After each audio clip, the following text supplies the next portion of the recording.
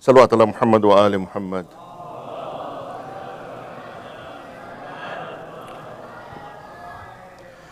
أعوذ بالله من الشيطان الرجيم. بسم الله الرحمن الرحيم. الحمد لله رب العالمين، والصلاة والسلام على أشرف الأنبياء والمرسلين، شفيع المذنبين وخاتم النبيين، نبينا وشفينا وحبيب قلوبنا وطبيب نفوسنا أبي القاسم محمد،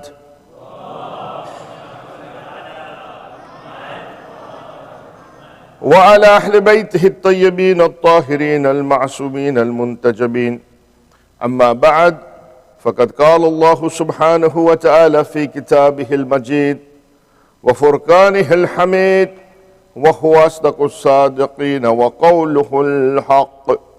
أعوذ بالله من الشيطان الرجيم. بسم الله الرحمن الرحيم.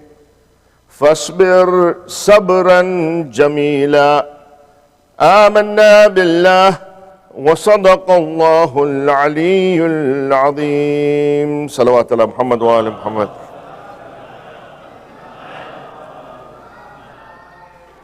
Respected scholars, elders of the community, my brothers and sisters in Islam, Salamun alaykum jami'an wa rahmatullahi wa barakatuh. With the formalities that have finished, there is one thing that I forgot to say, and that is to apologize to this community. Whenever a speaker comes, sometimes he says something, he delivers a message, and some people sometimes think that he's targeting me or he's trying to give me the message, it's about me. And I'm on this minbar, and this is Minbar Rasul. My intention has never been to target anybody or to try and give you a message and be unfair. That has not been my message. That has not been my style. It is not who I am. Sometimes you say something and some people take it wrongly. And if for any reason I have hurt anybody's feelings unknowingly or knowingly for that matter, then I ask you to find it within yourself to forgive me. And I ask Allah subhanahu wa ta'ala to forgive me. Recite salawat ala Muhammad wa ali Muhammad.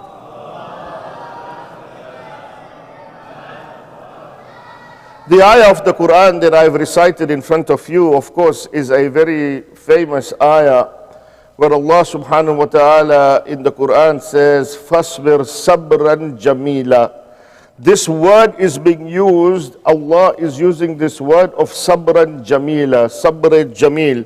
And it is very common word sometimes that we use. If somebody passes away, we usually give WhatsApp messages and we send a text or we send an email saying that, we are sending you our condolences on the passing away of so-and-so. And we pray to Allah that Allah does maghfirat on the marhum and gives him the place amongst the chosen ones in Jannah, and gives you and your family sabr jamil. This is a word we use all the time, sabr jamil.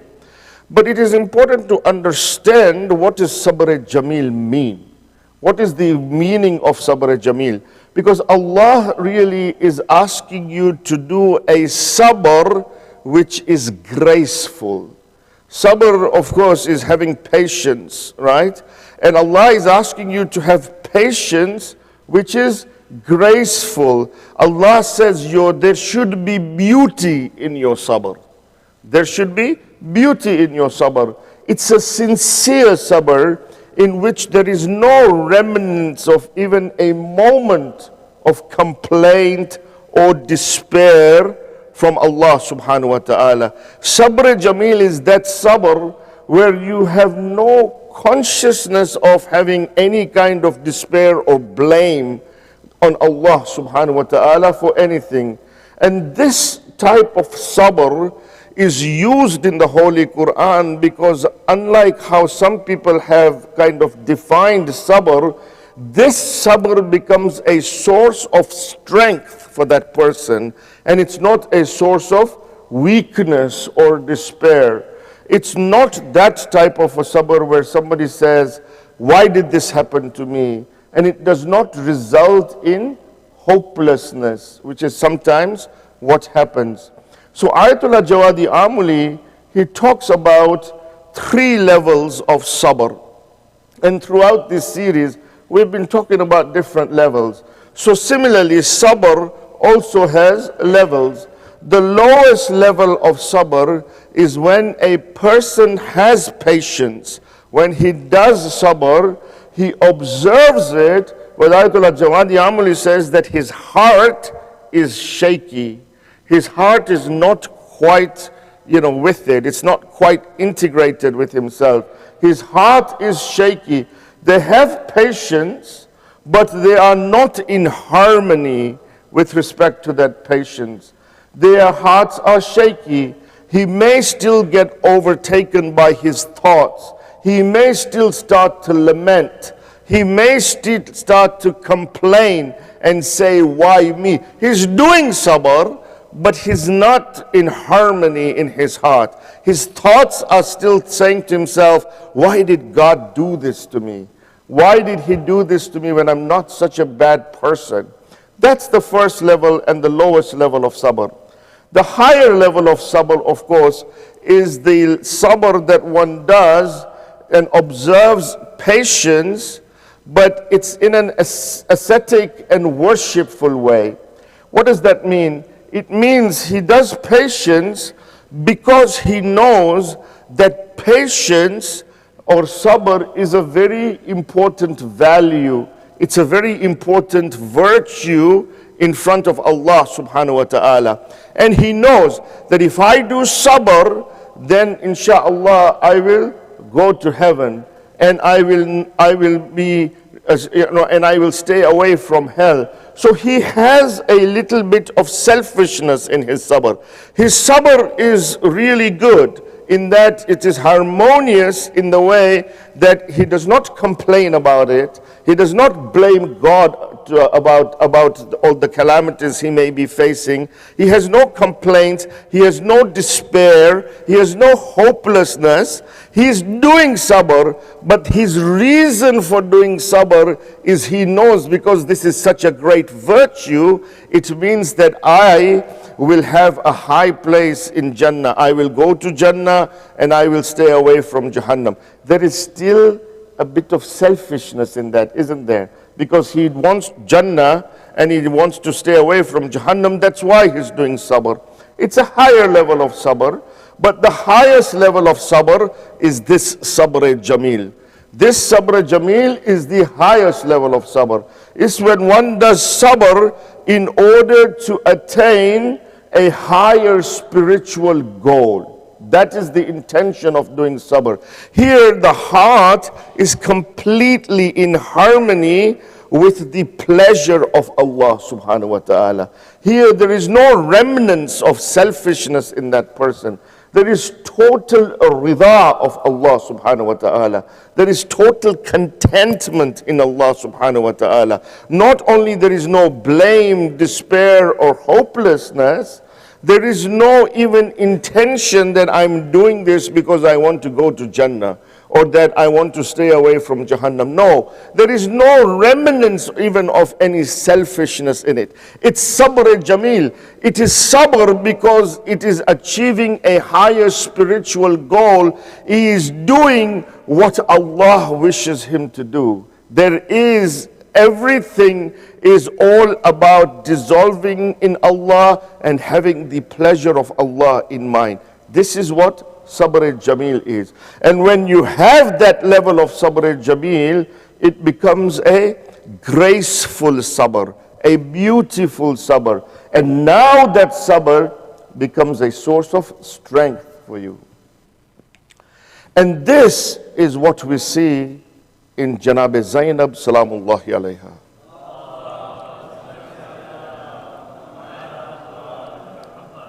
Your salawat for this great lady is weak.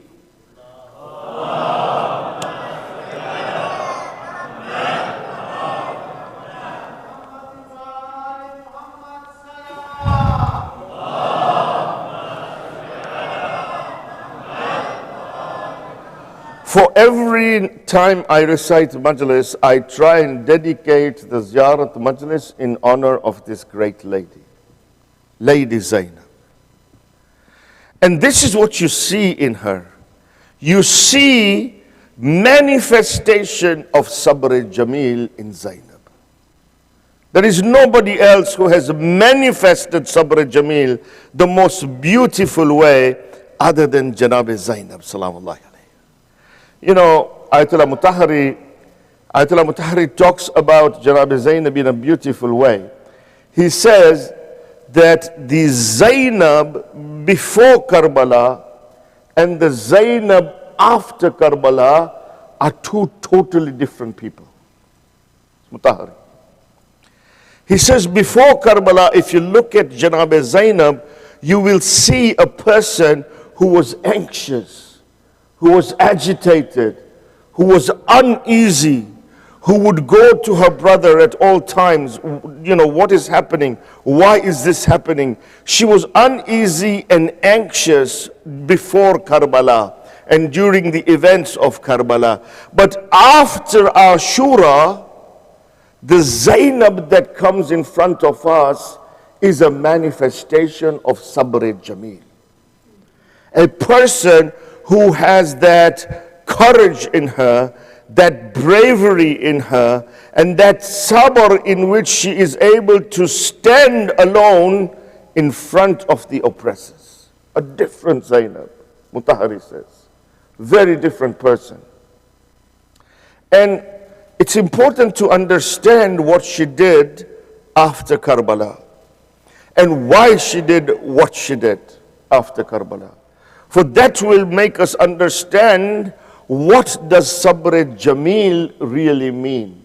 How does Sabr Jamil give somebody strength in the way that it gave strength to Lady Zainab?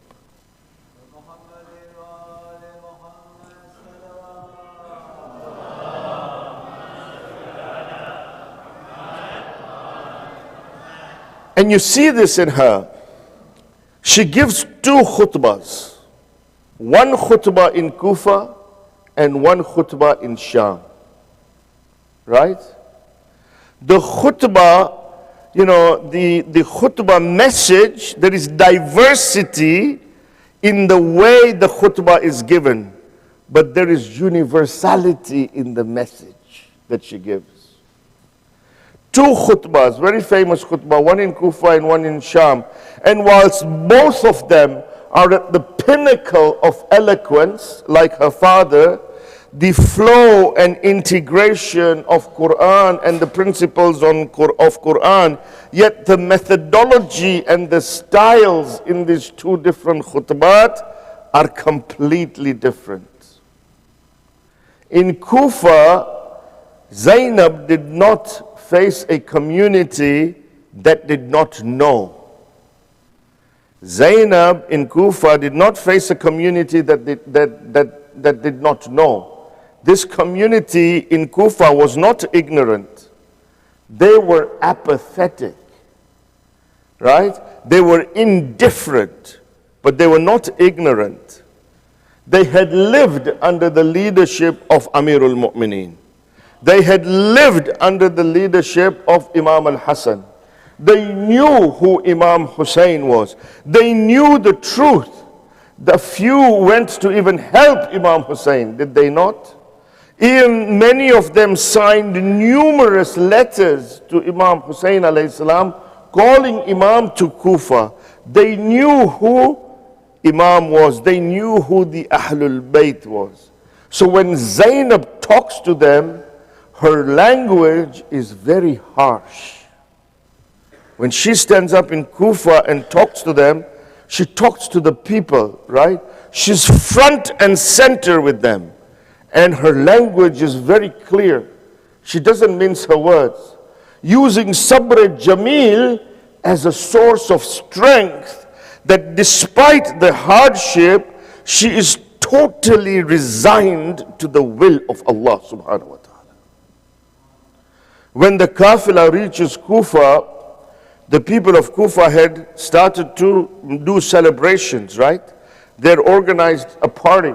There was a celebration in place that captives were coming.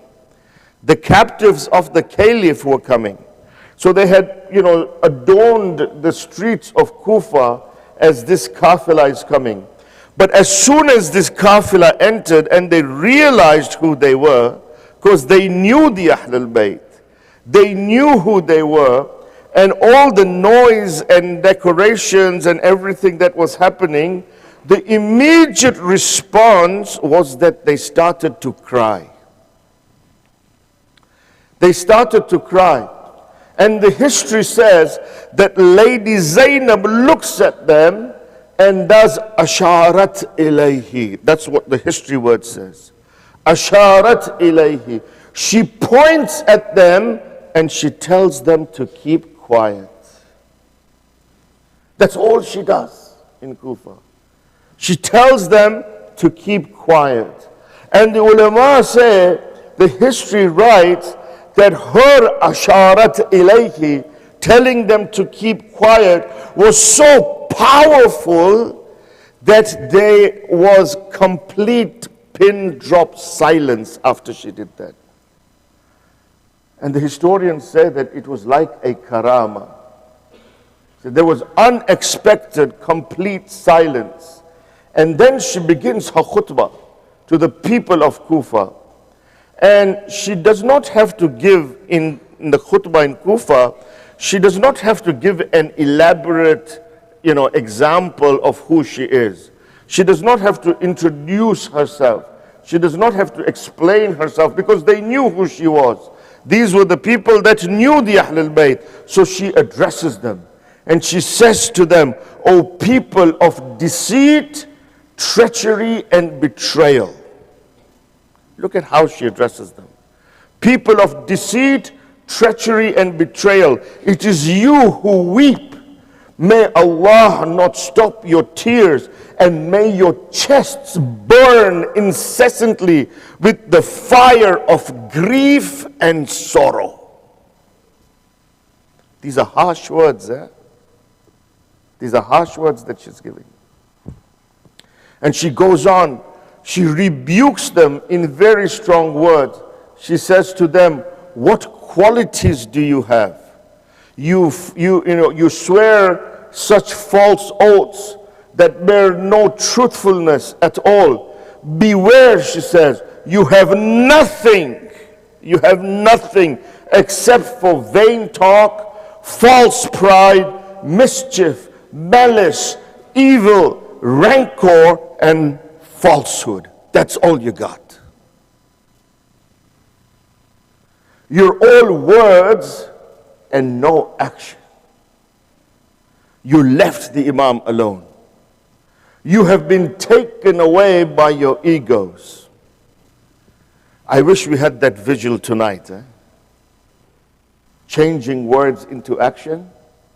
This is Zainab saying to them, you're only words, you have no action, only words. And she says, your hearts are full of enmity and rancor. You are like the vegetation that grows on filthy soil. Look at the symbolism she gives. You're like that vegetation that grows on filthy soil. Yet it is green, on top, but it is part of the filthy soil that has grown underneath. And then she says, you should know that you have perpetrated a very morbid deed and that you have prepared an evil provision for your next life, because of which Allah's anger is against you and His wrath will fall upon you. This is Zainab telling them what will happen to them because of their betrayal to the Imam. And then she says, now you are crying aloud and now you are wailing over my brother? Yes, cry, she says, cry. It behooves you to cry, so weep. Harsh words, right? Weep profusely and laugh less, she says. Laugh less because you have earned the shame of killing the Imam of your time. The stain of blood, of his blood, is now on your clothes. This is what she's saying. The stain of blood, of the blood of Imam Hussein, is on your clothes, and you will not be able to remove it.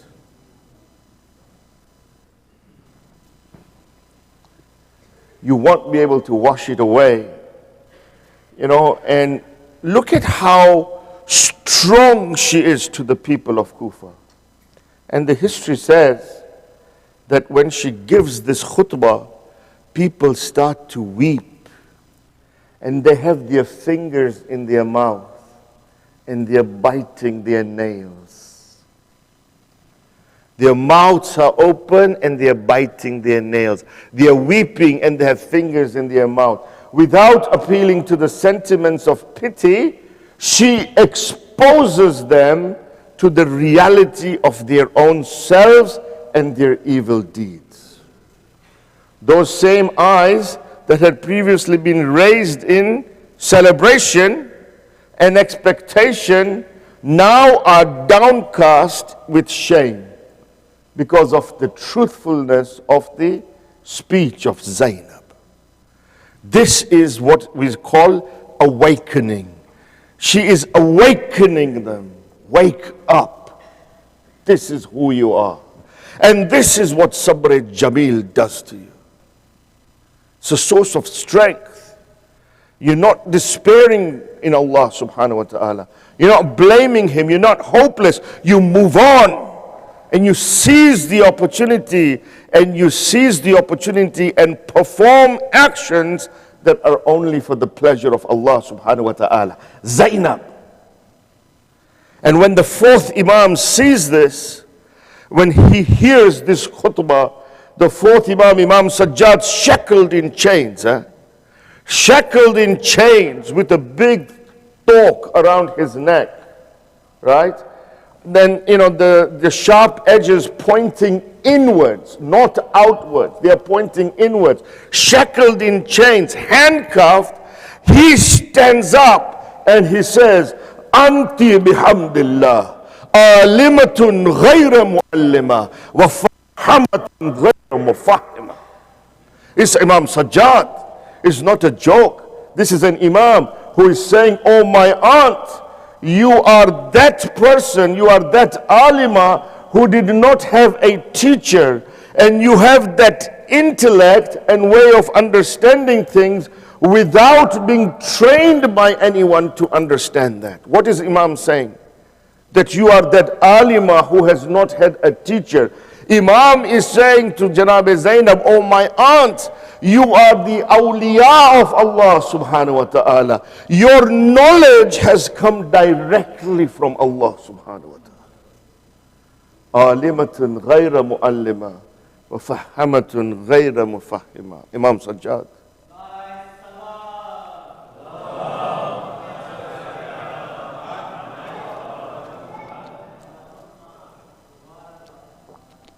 Everybody is silent. An old man gets up. And at the end of the khutbah, he's crying. And he starts to utter these words. And he says to her, O Zainab, you are true in what you say. May my father and my mother be sacrificed for you. He says that the old amongst your family are the best amongst the elderly. The youth amongst your family are the best amongst the youth.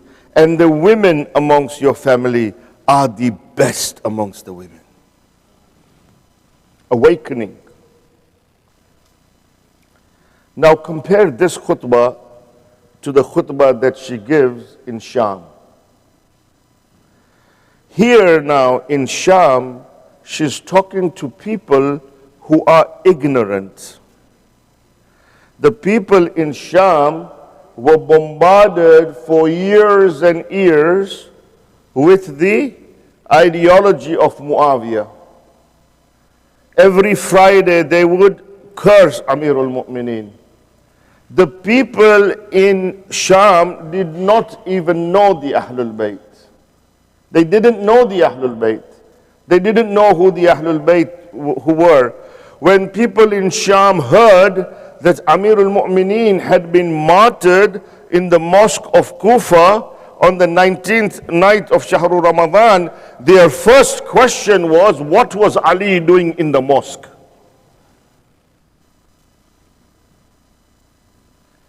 Their first question was, what was Ali doing in the mosque?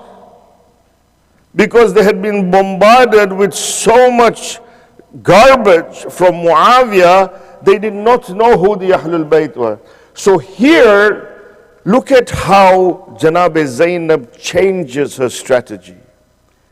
Instead of awakening, she needs to spread awareness in Sham. She needs to know, she needs the people to know who the Ahlul-bayt were. So here, she doesn't speak to the people. Here, she speaks to Yazid directly. Oh my God. Yazid is the Khalifa of that time. He's the Amir of Sham. Look at what Sabr Jamil does to you. It changes your heart. When you have nothing but the pleasure of Allah subhanahu wa ta'ala in your heart, then you have no despair. You have no fear.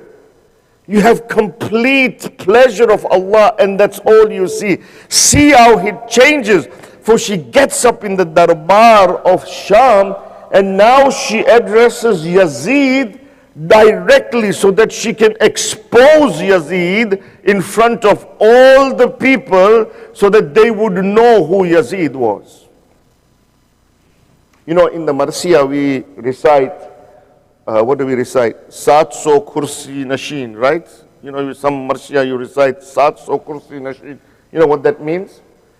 It means that in the darbar of Yazid there were 700 dignitaries. Kursi Nashin means dignitaries sitting on those, mashallah, big armchairs. You know, those really comfortable armchairs that only the dignitaries, the big people sit on. 700 of those Yazid had invited from all over the place, of all different faiths, had come to the darbar of Yazid. The other people who were standing around, that's a separate number. Saatso Kursi Nashin is just the dignitaries. Then there were tons of other people standing around. She stands up in that environment, Sabr Jamil. She stands up in front of Yazid to expose Yazid. And look at how she addresses Yazid. She says, Yabna Tulaqa. Allahu Akbar. To the Amir of that time. Yabna Tulaqa. O you, the son of the freed slaves. Is it justice that you provide your ladies and slave girls with hijab, whereas the daughters of the Messenger of God are held prisoners without their veils around their faces? You have insulted them by taking away the covers. You have exposed their faces to the enemy from one city to another. Everyone, irrespective of his high or low status, is staring at their faces. Yabna Tulaka, is this justice? These ladies have no men to protect them. Then Zainab reminds the audience of the origins of Yazid. She gives an introduction of who she is. And there is a khutbah by Imam Sajjad alayhi salatu wasalam, where he gives an introduction of who the Ahlul-bayt is. What are the characteristics and the virtues of the Ahlul-bayt? And Janab Zainab does the same thing because these people did not know. They were ignorant. So Imam introduces, Janab Zainab introduces the Ahlul-bayt, but then Zainab reminds the audience of who Yazid is. She reminds the audience that the grandmother of Yazid, Hind, the wife of Abu Sufyan, right? Hind, is that person who had ordered her slave after the battle of Uhud to cut open the chest of Hamza so that she could chew on the liver of Hamza, to quench her thirst for the anger of the death of her father and brother who were killed in the battle of Badr. She says, this man, that's the grandson of that woman. There was a Christian ambassador, I told you, Satso Kursi Nashin. So one of them, now there were people from different faiths who were there. And the history tells us that there was a Christian ambassador, who was sitting there. And he turns to Yazid, Christian ambassador. He turns to Yazid and he says to Yazid, he says, this head that is in front of you, that head that is in front of you, that is the head of the grandson of your prophet? Christian ambassador is asking Yazid. And Yazid said, yes. And the Christian ambassador replies to Yazid, he says, what's wrong with you? What's wrong with you? He says, I don't understand you. He says, Jesus lived 600 years ago. If today we had anyone from amongst the descendants of Jesus, not even immediate descendants, but even if we had anyone from amongst the descendants of Jesus, if he had come to us, then even the dust that is underneath the feet of that particular descendant would have been sacred for us. And this is the grandson of your prophet? What's wrong with you? Look at how she changes the situation with one khutbah. Very different style. Exposing Yazid. Awakening in Kufa, awareness in Sham. Therein lies a lesson for us. We need to relate this situation to our present day. If we are truly the followers of Zainab, and we truly cry for Lady Zainab, then this is what we have to do today. Depending on the situation, we need to awaken or we need to make people aware. In our own centers, we need less information, but more awakening of the slumbering consciousness of the people. We have gone into a slumber in our communities. Gone into a slumber. We need to awaken the people from the rut and the apathy that we have in our own community. By and large, most of us know the deen. But how many Muharrams you want? Most of us know the deen. We know the facts. We know the truth. But we have become like the Kufians. So focused on our own individualism, as long as I'm good, that's all that matters. I don't have to do anything else. I'm good. I don't need to help the community. I don't need to do anything. I don't need to participate. I don't have a problem. I'm okay. I'm fine, alhamdulillah. We have gotten into this rut and this apathy that what we do is just to make a quick buck, to become a millionaire overnight. We start to cheat. We start to take things from others. We have lost that own self-awareness and character of morality and ethics. We have gotten into this daily rut and we have no awakening that what is the real deen telling me to do? What's my purpose? What's my objective?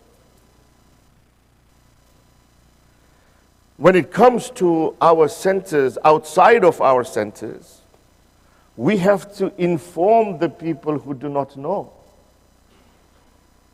This is why it is so important that we just do not look within our centers, but we also focus on the without portion of the sentence.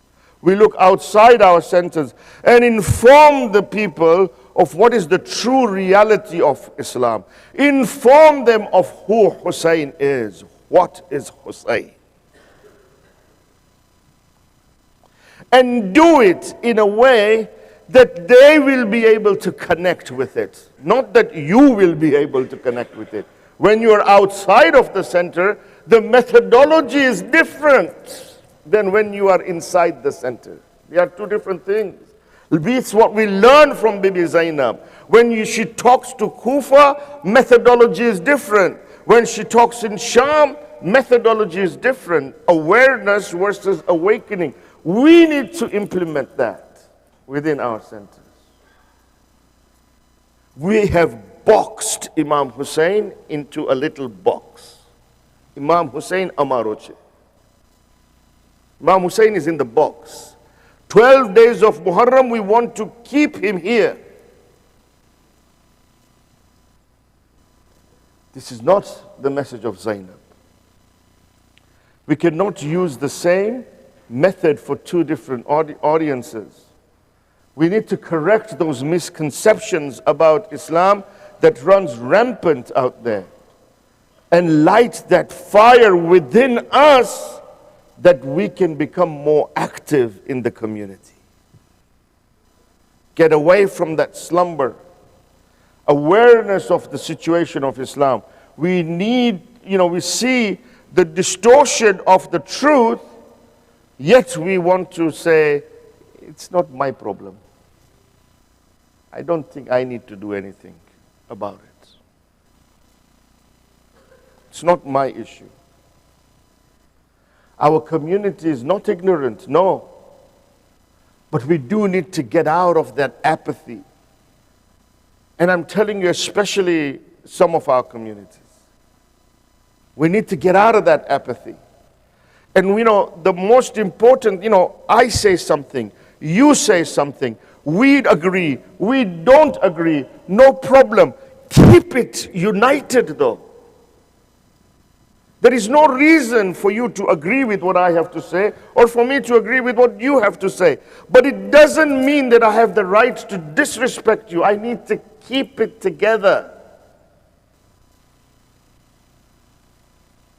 This is the message of Zainab. The history of Shiaism shows the importance of women and the courage of the women. We don't subscribe to an Islam that tarnishes the image of women. No, we are the school of Ahlul-bayt. We don't subscribe to that kind of an image. We believe that women should be educated. They should seek knowledge and be able to make important contributions to the community. The history of Islam and religion has dependent on the contributions of great women. Not women who are oppressed. You cannot explain the success of Islam in Mecca without the contribution of Khadija. You cannot talk about Amirul Mu'mineen without the support of Fatima al-Zahra. And you cannot talk about the event of Karbala and Aba Abdullah al-Hussein without mentioning the Sabr Jamil of Zainab.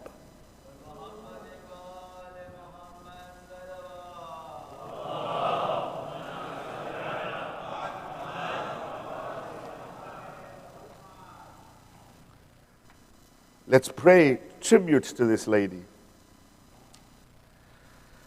And I have one dua, wallah. I have one dua.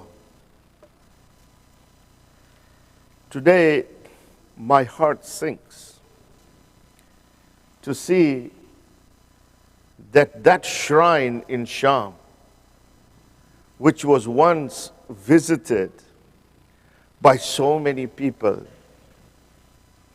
that shrine now lies deserted many days. And if I have one prayer, wallahi, if I have one prayer, is that may Allah give me that opportunity to once again visit Janab Zainab, inshallah. The daughters of the Prophet, after the events of Karbala, they become shackled. And when this caravan comes to Kufa, in the place of Ibn Ziyad, Shimr now presents the heads of the Shuhada to Ibn Ziyad. Ibn Ziyad takes a stick in his hand and he starts to disrespect the head of Abu Abdullah al-Hussein.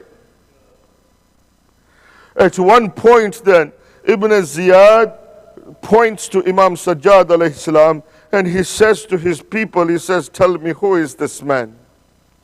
Imam Sajjad, with his hands cuffed, chains across his whole body, he comes forward and he says to Ibn Ziyad, I am Ali ibn al-Hussein. But Ibn Ziyad says that Ali ibn al-Hussein, Ibn Ziyad says that Ali ibn al-Hussein was killed in Karbala. The Imam replies that no, that was not the same, that was a different Ali ibn al-Hussein. That was my brother Ali ibn al-Hussein. I am the other brother, I am also Ali ibn al-Hussein. When Ibn Ziyad hears this, he gives an order to his army folk and he says that I want this person, I want Sajjad, I want Ali ibn al-Hussein to be killed right now. When he says that, on hearing this, Janab Zainab comes forward and she puts herself in front of Imam Sajjad and she says to the people, oh you people, if anyone there comes and touches my nephew, they will have to first kill Zainab before they can get to Zainul Abidin. Azadaran Hussein, آخری مسائب پڑھنا چاہتا ہوں. عزادارو, آپ نے سنا ہوگا امام کی ایک حدیث ہے, مدینے میں جب کسی نے امام سجاد سے پوچھا کہ سب سے زیادہ آپ کو تکلیف اور مشکل کہاں ہوئی, تو امام نے جواب دیا الشام الشام الشام. عزادارو, یہ امام کے کلام ہے. آپ امام سے پوچھ سکتے ہیں کہ امام نے 3 دفعہ الشام کیوں کہا. امام کو کہنا چاہیے تھا 1 دفعہ الشام, لیکن 3 دفعہ امام نے الشام کیوں کہا. عزادارو, اس کی تفسیر میں ملتا ہے کہ 3 دفعہ امام نے الشام اس لیے کہا کیونکہ پہلی دفعہ الشام سے مراد بازار شام ہے, اور یہ وہ بازار ہے جہاں امام کہتے ہیں کہ جب اہل حرم جا رہے تھے تو لوگ اہل حرم پہ پتھر برساتے تھے, اور جب پتھر برساتے تھے اور کبھی گرم پانی برساتے تھے, پتھر برساتے تھے, بچوں پہ گرم پانی برساتے تھے. اور امام سجاد کہتے ہیں کہ یہ وہ بازار ہے کہ جس بازار میں ان لعینوں نے میرے گردن میں ایک رسی باندھی تھی اور مجھے بازار شام میں اس طرح سے لے جایا گیا جیسے کسی جانور کو ذبح کرنے کے لیے لے جاتے ہیں. عزادارو, دوسری دفعہ شام سے مراد دربار یزید ہے. وہ دربار ہے کہ بنو ہاشم کی بیٹیاں, کہ رسول خدا کی بیٹیاں سب دربار یزید میں بے پردہ وہاں کھڑی ہوتی تھی, اور یزید پوچھتا تھا کہ یہ کون ہے, یہ کون ہے, یہ کون ہے, اور ایک ملعون کھڑا ہو کے کہتا تھا ہاذہ زینب وہاذہ ام کلثوم وہاذہ رباب وہاذہ سکینہ. امام سجاد کہتے ہیں کہ یہ بہت مشکل منظر تھا کہ بیبیاں بے سر دربار یزید میں کھڑی ہے اور میں ہتکری اور پاؤں میں بیڑیاں باندھ کے امام وہاں پہ کھڑے ہیں. اور تیسری دفعہ شام سے مراد زندان شام ہے. ہائے وہ زندان, امام کہتے ہیں وہ ایسا قید خانہ تھا کہ جس قید خانے میں چھت نہ تھی, دین کی धूप में बच्चे तड़पते थे, रात की सर्दी में बच्चे तड़पते थे। अज़ादारों, ये वो जिंदान है जहां हुसैन की प्यारी सकीना, जब उसके सामने बाबा का सर आया है तो सकीना सहन न पाई, सकीना ये जिंदान शाम में काम आ गई। और इमाम कहते हैं ये वो जिंदान है कि मैंने एक मर्तबा देखा कि मेरी फूफी अम्मा इतनी कमजोर हो गई है कि मेरी फूफी बैठ के नमाज पढ़ रही है। मैंने जब फूफी अम्मा से पूछा कि फूफी अम्मा आप बैठ के क्यों नमाज पढ़ रहे हो, अब जनाब ज़ैनब ने ये जवाब दिया, बेटा सज्जाद, इन लोगों से पानी, इन लोगों से खाना इतना कम आता है कि जो मेरे हिस्से का पाखाना होता है मैं बच्चों में तकसीम किए देता हूँ, लिहाजा ज़ैनब कमजोर हो गई है। जिंदान शाम में ज़ैनब बैठ के नमाज पढ़। वसयअलमुल्लज़ीना ज़लमू अय्या मिनकुम यनक़लिबून इन्ना लिल्लाहि व इन्ना इलैहि राजिऊन। We ask Allah subhanahu wa ta'ala on this night of the ziyarah of Majlis of Imam Hussein alayhi salam and the tribute that we have given to Janab Zainab salamullahi alayha, we ask you, O Allah, with the wasila of these two great personalities, accept our majalises during this whole Muharram, accept our amals during this whole Muharram. In particular, accept our amals of Ashura that we performed in front of you. If there were any deficiencies in our azah, in our matam, in our all kinds of articles and rituals of azah, if there was any deficiency in that, O Allah, correct those deficiencies for us. O Allah, give us that place so that we are able to be amongst the shuhada of Karbala in the hereafter. O Allah, we ask you on these nights, especially with the wasila of Imam Hussein and Janab Zainab. There are many in our communities who have difficulties, who have problems. There are many who are sick, who may be undergoing surgery, who may be hospitalized, who may have certain problems, who may have different problems, whether it's in their family, whether it is in their work, in any way that they have. We ask you with the wasila of this great personality to relieve the mu'mineen of all their difficulties. We ask you with the wasila of these great personalities that to give the sick shafa, to give them a full, fast and quick recovery, inshallah. And we ask you, O Allah, to hasten the reappearance of our 12th Imam and make us amongst the followers of the 12th Imam, Matam Hussein, Ya Hussein.